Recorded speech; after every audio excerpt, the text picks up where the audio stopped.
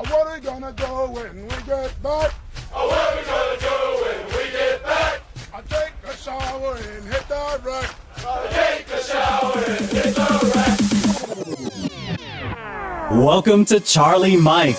If you're a combat veteran with an entrepreneurial bug and want to know what highly successful combat veteranpreneurs are doing to transform their sacrifice and experience to create their visual reality, then this is dedicated to your inspiring and fulfilling future. And now your host, Dwayne Paro. No way, gotta run, feet, lots of fun.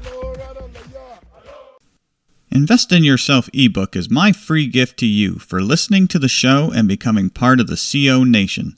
To receive your free gift, please go to landmarklifecoaching.com. Thank you for joining us on this episode. There are so many veterans with the core strengths to become successful entrepreneurs and continue to make a huge positive impact on our country. Here we highlight the amazing successes of combat veteranpreneurs. Combat veterans for the purpose of this show are soldiers, sailors, Marines, and airmen who have served the United States in wars, campaigns, and in theater on foreign soil or hostile waters. Our guest today is Jim Pfautz.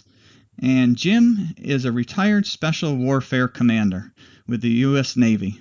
Jim has quickly become a thought leader in the cutting-edge world of predictive analysis, helping leaders accomplish their goals faster with reduced risk and increased control. A highly creative systems thinker, Jim has helped law enforcement, military, and industry leaders lead by quantifying traditionally hard-to-define soft attributes like community relations, communication, trust, and culture, and then customizing solutions to optimize human performance. Jim is the creator of Predictive Behavioral Analytics, which blends behavioral science algorithms with easy-to-use technology to align behaviors today to create your desired tomorrow. So, all right. So thank you for joining the show, Jim, and we're excited to have you on. Good. Well, happy to be here. Thank you very much. Great. Can you give our listeners a quick summary of your military experience? Sure. I'm a 1990 Naval Academy grad. Surface warfare is my primary designator, then went into special warfare, then went into teaching leadership, which was my last active duty tour. And I retired as a commander from the reserves, from the afloat culture workshops. So it was my experience teaching leadership. And then I was recalled in 2004 to help the Secretary of Defense analyze some qualitative variables, would analyze why certain ships were having bad things happen to them over and over again. So it was my experience in the leadership realm and measuring the effectiveness of leadership courses, and then my experiences as a reservist with the Afloat Culture Workshop, which is where you serve as a consultant to active duty commanding officers aboard their ships at sea. That has morphed into what I do now in my civilian company, Self Solutions. So, great. Awesome. Yeah, I can see where the role of being a consultant to commanding officers would certainly lend to an entrepreneurial, abilities and things like that. And of course, your experience in the Naval Academy with teaching leadership, because we know as an entrepreneur, you got to be out on that leading edge, moving things forward that people haven't thought about and in ways people haven't thought about. Correct. Yeah. Yeah.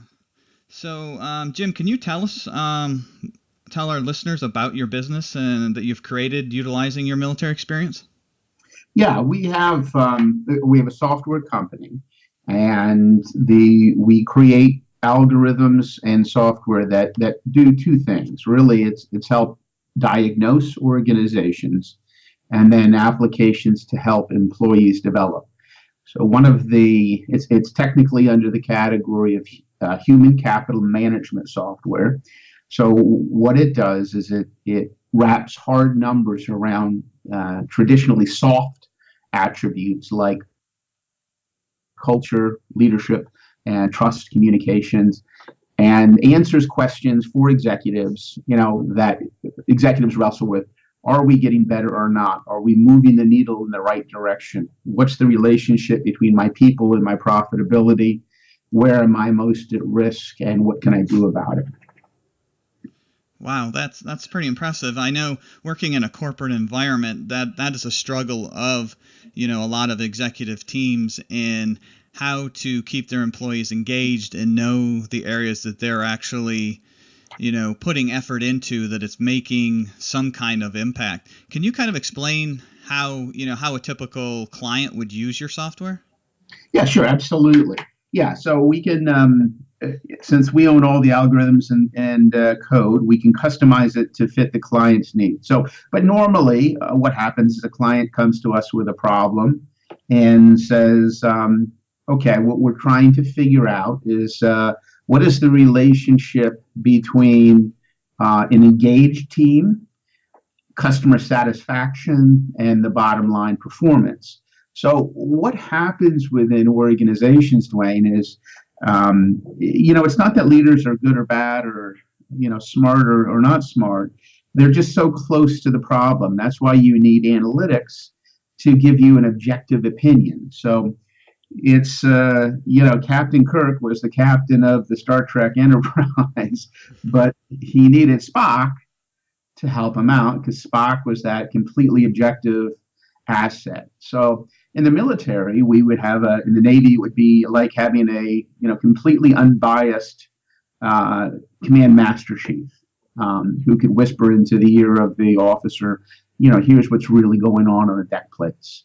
Or maybe a command master sergeant or whatever the equivalent in the respective industries. So that's the concept, to have an analytical tool that can help leaders lead, help managers manage, and help employees develop. Yeah, that's an interesting approach, because I've been on the end where you're as an executive member of a company, and we're having some leadership or what's perceived as leadership issues, and so decisions made to bring in an individual to meet with people, interview them, ask questions, assess the situation. And my experience with that is it's very subjective. They come back and they kind of tell you what you already know. You're broken. Yeah. And so the thought of being able to have a software package where you kind of put in the parameters that you're looking to be assessed under, and if that's the right term for this, and have it come back with an unbiased, objective opinion, that to me is very intriguing. Yeah, the reason the company is called Self Solutions. So what we're trying to do is give leaders the tools so they can self-diagnose and then create self-sustaining, self-solving cultures. So as a consultant myself, you're exactly right. And, as humans, even if you're the greatest consultant, in the consulting world, we have about a 2 to 3 month window in which, after that point, we call it you're native already. You can't see the problems anymore because now you're in the forest for the trees too. So this doesn't obviate the need for very good consultants or trainers, but the concept is to sustain that success, because training is usually pretty good, but the problem is, Dwayne, is culture is more powerful. Absolutely. Yeah, I can see it, and I have seen it where, you get those, immediate, somewhat changes, not all the changes you hope for, but you get some level of change, and then you're right, culture grabs back a hold of what's going on, and guess what? Time for the consultant to come back in. Well, right, yeah, and this is kind of this vicious, never-ending spiral of, constant pain for consultants, and the consultants are trying their best, but we feel now that the times have changed, and an analogy, Dwayne, is, listen, I have a GPS in my car. Sometimes it's nice to have an SME, subject matter expert, sitting next to me telling me where to turn left or right. But 90% of the time, I just want a GPS. I just want something to tell me whether I'm on the right road or not. I know what I'm doing. I know how to get from point A to B. I just need to know if we're kind of going in the right direction, and then ideally what the cost of that is. So this gets back to the predictive element where, in 2007, we did an analysis of all the ships in the Atlantic fleet. And we identified one ship, the USS George Washington, as behaving in a way that was problematic. And they were responsible. This one ship, the USS George Washington, was responsible for 29% of all the mishaps in the entire Atlantic fleet. And so that was the quantitative analysis. Then we did a quick qualitative analysis, which is a fancy word to asking the crew via anonymous survey, in this case, why they were behaving that way.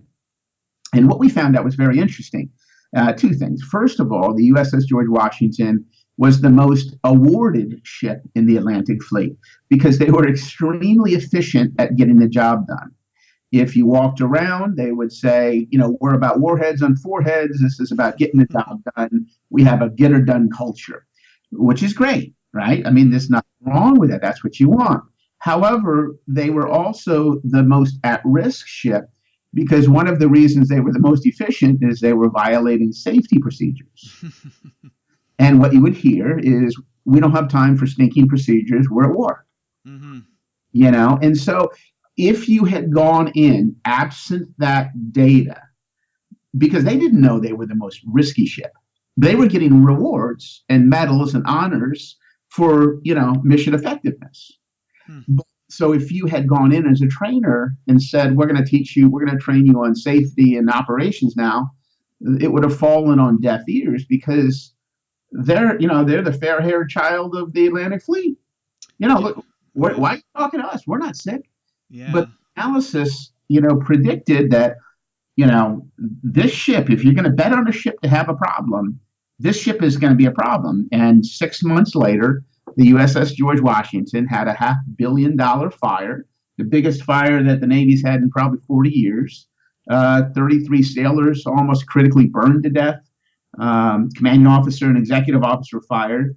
And in the Navy's after-action report, not mine, the Navy's after-action report said it was, quote, entirely preventable because we knew they were behaving in a risky manner. Mm-hmm. So if you're, going out and doing drugs and partying and driving all night, I can predict with a high degree of certainty you're probably going to end up, in trouble at some point. Yeah. You can't ignore the facts, right? The numbers the statistics are what they are, and so that is great to go by versus anything less subjective or that's just subjective. Right. Yeah, but if you ignore it, then you see what what can happen, and so. Is your typical client is the federal government, or do you guys do commercial as well? We're primarily commercial now, actually. Oh, okay. Interestingly enough, So one of the famous expressions is you can't do business with the government until you've done business with the government. And getting back into the Navy, that's a long process, and we'll get back into there eventually. But the commercial market's much faster. Mm-hmm. We have all sorts of, clients in every, we've got clients overseas, clients in the U.S., but actually primarily, now that I think of it, we actually more have clients overseas in commercial now. Those are actually big clients. And the only reason that is, Dwayne, is because that's kind of our relationships that we have had. My sales team comes from the commercial sector, which I needed because Self Solutions was started with me and my COO, who is a Navy SWO captain as well. And so we know a lot of people in the DoD and a lot of people in the government, but that was one thing we had to recognize as a shortcoming with our commercial network, because, we hadn't been working in the commercial world for 30 years. Yeah. But now that's starting to, improve, and it's becoming a very exciting time for us. So, yeah. Do you guys have to do a lot of? Is there a lot of changes to your algorithms once you develop them? Is that kind of an evolving thing? I don't know much about algorithms, but I would assume you guys have your PhDs and such have to spend a good amount of time kind of refining them over time. Yeah, it's actually the way I create most of the algorithms by Because the interesting thing is, I think stereotypically most people don't think of military people as creative, which, really has not been my experience at all. I think some of the most creative minds really have come out of the military. But I create the algorithms, and then my PhDs tell me whether they can work or not. Right. If that makes Yeah. sense. Yeah, the validity, yeah. Will this Well, fly? Yeah. I'm not constrained by their thinking. Mhm. And they're extremely valuable, but there is a ton of what we're doing is we're automating behavioral science. So there's mountains and mountains of behavioral science that have proven the relationship and quantified that relationship between things like diversity and team success, engagement and profitability, um, following safety procedures and risk litigation. And so what we do is we automate those algorithms to help leaders lead by, kind of what you said earlier is exactly right. A lot of consultants come in and they tell you what you already know. Well, what a leader needs to know, and this is one thing I learned while on briefing admirals and generals and SES on active duty, was they need multiple choice. They don't need fill in the blank. Mhm. So you say, well, here's the problem. Here's the impact of the problem on your mission readiness, on your engineering combat system scores, on your retention or turnover, or in the commercial world on your bottom line. And here's the prediction that's going to happen if you keep going down this path. And here's a solution, and here's the estimated ROI on that solution. Hmm. Yeah, I got to believe that leaders gravitate to that like nobody's business because they want something they can point to, something that has meat behind it. It wasn't somebody's opinion. It wasn't something that, a thought leader in the area came up with and nobody else is behind. So I can absolutely see where, having that type of data and the way it's presented is extremely important. Yeah, and as an entrepreneur, Dwayne, when I first got out of the military and started talking, about things like this, a lot of executives weren't ready for that at that time. With they would, I have heard so many times, well, that's nice, Jim, but what's that got to do with real business? Or, that's a lot of kumbaya. Yeah. That's a lot of touchy feely stuff. Well, what what executives are starting to realize now is your biggest cost, your biggest opportunity, your biggest competitive advantage, the only thing you have that no one else on the planet has that is unique is not your technology, it's your people. Hmm. Absolutely. So, Yeah. So so, Jim, how did you, this is a great segue for entrepreneurs, going back to when you were meeting this resistance and basically the market not being ready for your particular solution. How did you work through that as an entrepreneur? well, I spent all my money, almost went homeless, lost my wife, sold my car, my watch, my couch, got cons, had my COO, CFO steal all of our money. And yeah, it was 2013. Oh, and we had sequestration, by the way, who Ted Cruz knocked out all of our government contracts. That's why I just remember why don't we have any government contracts? Because we lost them all in 2013. So, yeah, being an entrepreneur, is in vogue now, and it's I've done a lot of difficult things, in my life, and being an entrepreneur, in my opinion, from my personal experience, has been the hardest thing I've ever done. Mm, Um, yeah. because it has, you have to being a real entrepreneur is in your blood, and it's not. It's more akin to being an artist than an engineer. Yeah. It's entirely illogical, and However, at some point, you just know this is you.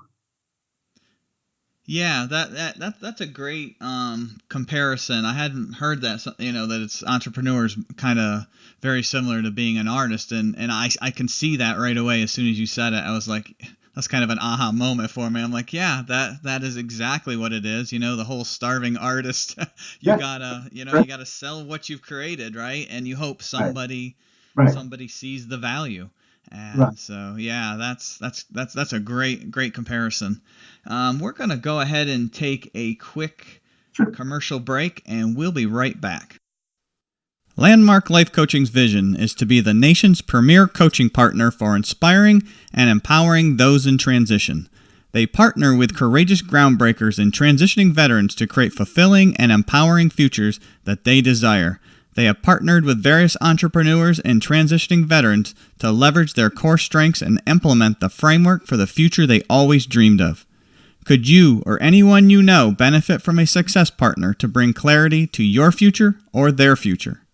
If so, please check out landmarklifecoaching.com for more information and charliemikepodcast.com for the Charlie Mike Podcast, showcasing the successes of combat veteranpreneurs. Okay, we're back with Jim talking about the amazing entrepreneurial path that he has been on with his Self Solutions company. And at this time, I'd like to go into what I call our In the Zone segment. Sure.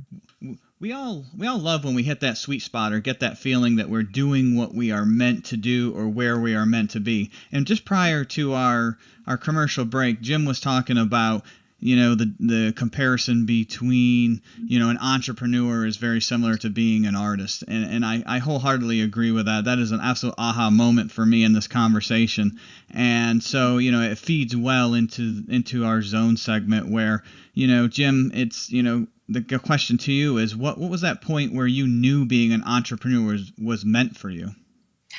Well, well, I guess let me break it into two parts because there's kind of two questions. When is the zone, and then the first part is when, you know, for me, I mean, when I knew that being an entrepreneur was not, when we're popping champagne bottles and buying fancy cars and this and that. Quite honestly, it was when we had just lost everything and had been conned and ended up in a $150 million federal RICO lawsuit with the guy who had really a con man, literally a con man, had come in and stolen our company um, while I was out on the West Coast. And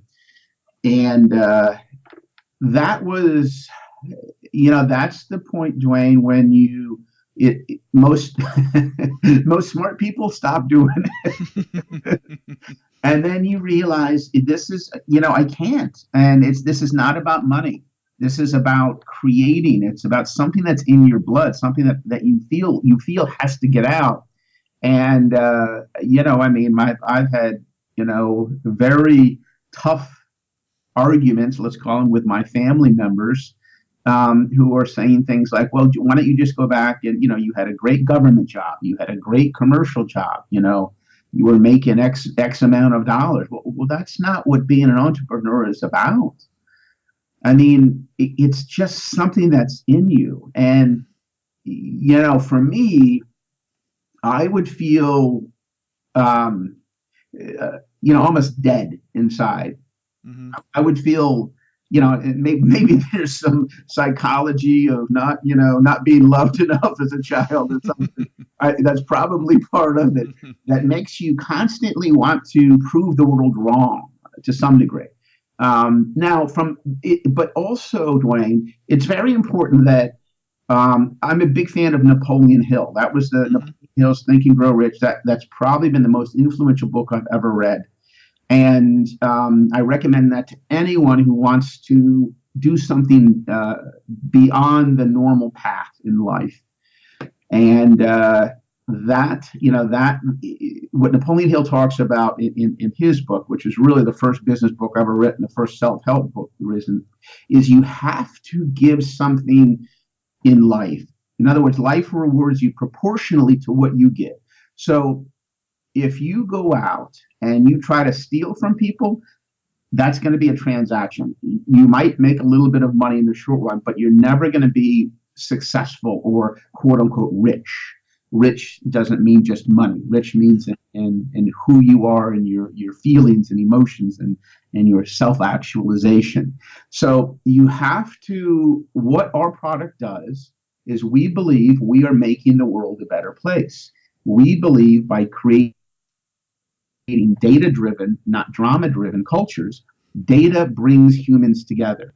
Drama divides us. And I think we've seen that in this recent election, where the drama divides us. And I'll give you a quick example of data and drama. I'm a football fan, so if you tell me, hey, Jim, your team stinks, I might laugh a little bit, but at some point I'm going to be a little hurt, But if you say, hey, Jim, your team's record last year was 4-14, I'm like, okay, well, yeah, it is.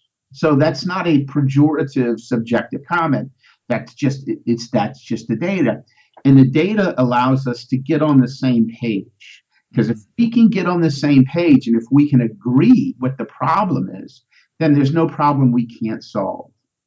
So a lot of the work we're doing now is around the inclusion and engagement and helping create diverse teams of minorities, women, men. And if the data says, hey, this approach has been historically proven to make your jobs easier and to help teams make more money and be more productive, then it's not a male, female, black, white issue. It's about teamwork. And that's one of the greatest things in the military, because if you're in a foxhole with someone, and do you really care what that person looks like if they're protecting your back, who they're sleeping with, or suddenly that doesn't become very important if your life is on the line. So we're trying to make the world a better place, and I think that's the an ingredient in most entrepreneurs. Yeah, a very purpose-driven organization. Yes. Absolutely. Yeah, that's the ones that'll become the most successful from what I've seen. Is they're solving a problem, by having a purpose in the realm. So right. Jim, what would you say is your next major milestone for growing your business? Well, we've got a big client coming up, and we hope to, it's a step-by-step process. So the next big milestone would probably be to hit, $1 million in revenues this year. We can hope to hit that. And then you start bringing on people. And we're just, you mentioned earlier about being in the zone, and, literally it's an interesting timing because, I've been at this a long time, and, it's just now I'm starting to feel like I'm in the zone. And it's because I have surrounded myself with people who can complement me. So as a military person, if you're going to get out and if you're going to go into the commercial world, you have to realize, two things. First of all, you cannot do it all yourself. There's been no company on the planet that is just too complex. I don't care how smart you have. There's no way you can't do everything. So you've got to have humility, and you've got to realize what you're good at and what you're not good at. And then you can surround yourself with people, and people will be drawn to you not because of money. They'll see an opportunity. If they agree with that opportunity, they'll join. But they feel, and it's the purpose. It's your passion.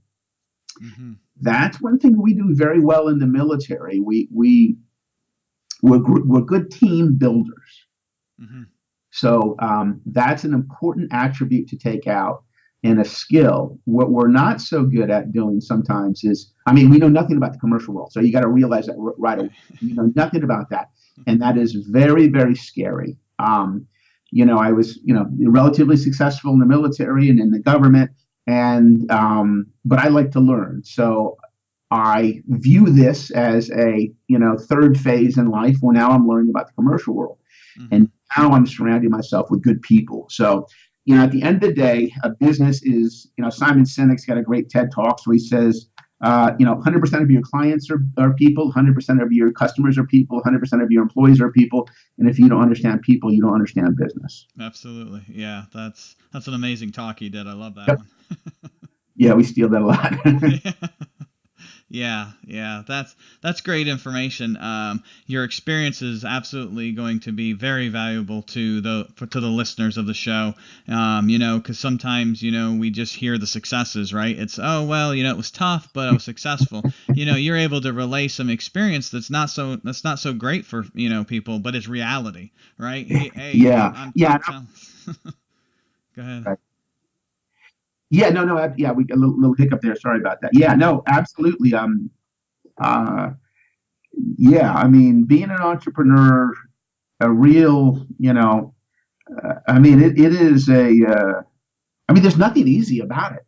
There's, you know, it's almost an S&M experience, and at some point you begin to love the pain.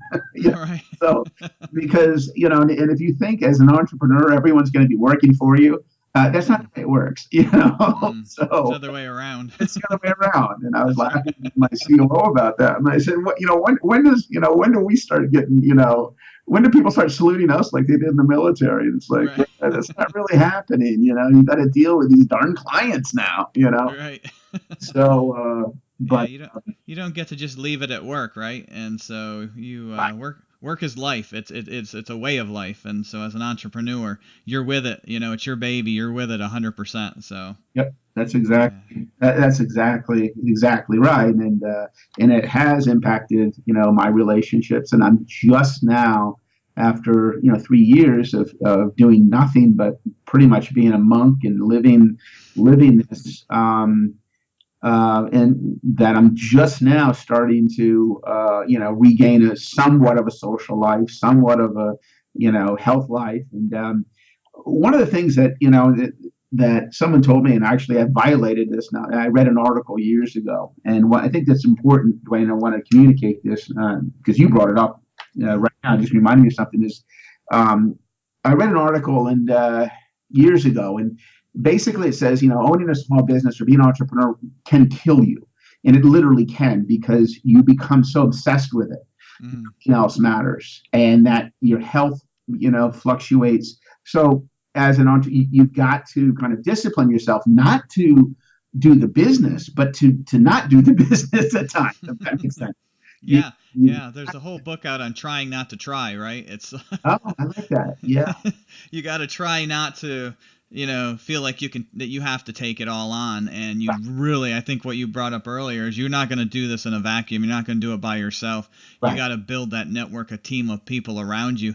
And what I've found is Yep. once people understand what you're doing and they see your passion, they're all in. They want to help you. Correct. And so you gotta be willing to accept that help too. Right.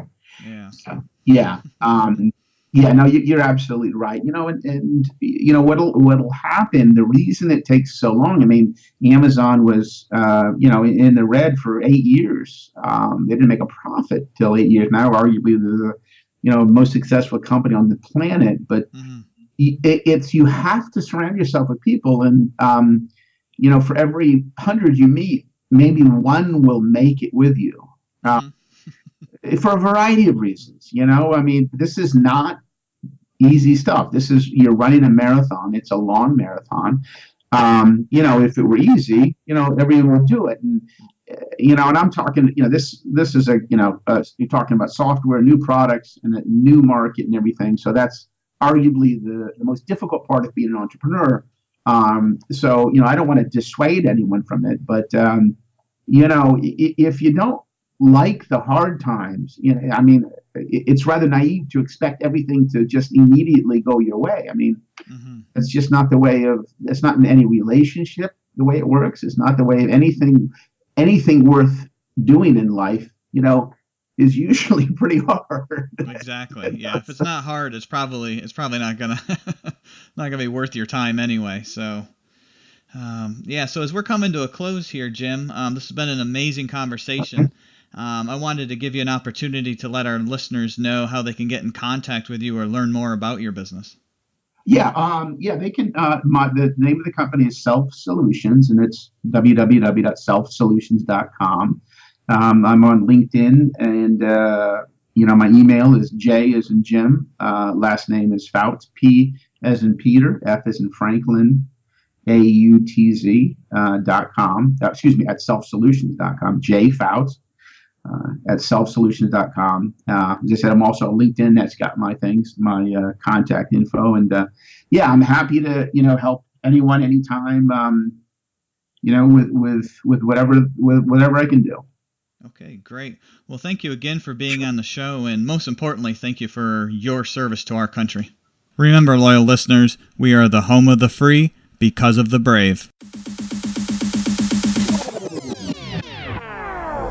Thank you for tuning in to Charlie Mike Podcast with Dwayne Paro. Our objective is to bring successful veteranpreneurs to help inspire and provide insight into what helped them become successful, with the hopes you can take away various strategies you can implement in your entrepreneurial journey. Visit us on iTunes, leave us a rating and review, and let us know what you thought of the show. Thank you for tuning in, and we'll see you next time. Hoorah!